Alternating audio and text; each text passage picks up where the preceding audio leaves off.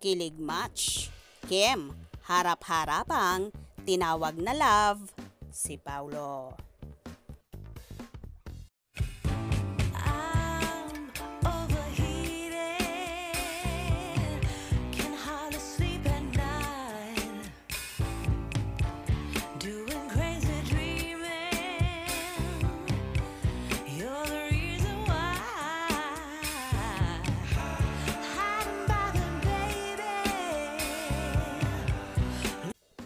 Sa naging birthday dinner ng content head ng View Philippines na si Miss Garlic Garcia, kasama ang ilang big boss at ang director na si Direk Chad Vidanes.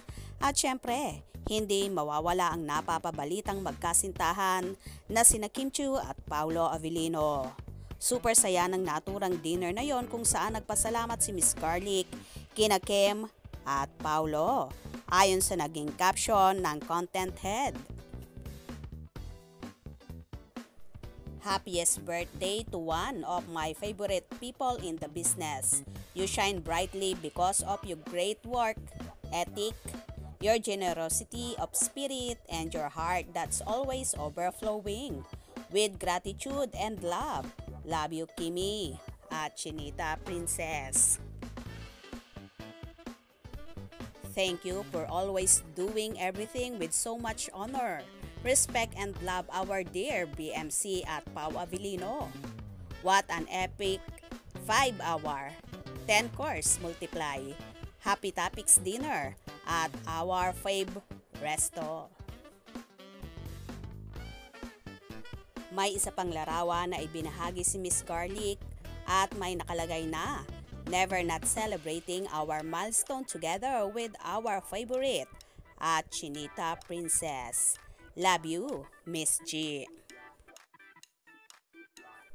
Samantala, may picture din na ibinahagi si Miss Garlic kung saan sama-sama sila ng mga cast at ng ilang staff.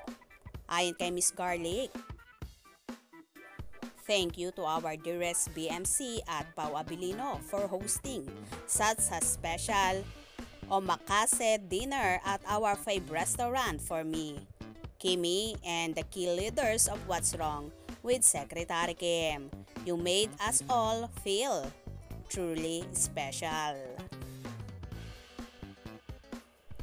Samantala, nagbahagi rin si Kimi sa kanyang Instagram ng short video ng naturang dinner na yon, at dito nga ay tinawag niyang araw si Paulo nang ibig sabihin sa Pangasinan word, I love.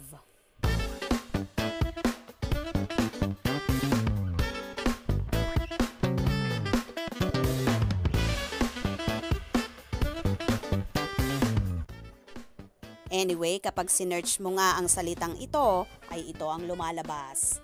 English word, love. Pangasinan translation, aro.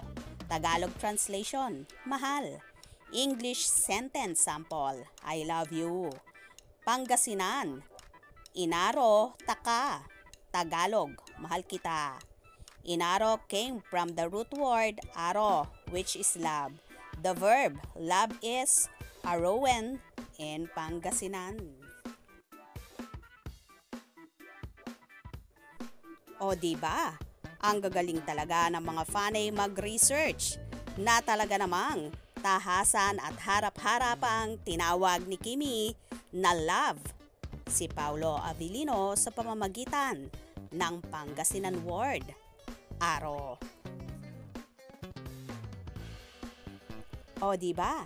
Nakakakilig talaga ang Kim Pao.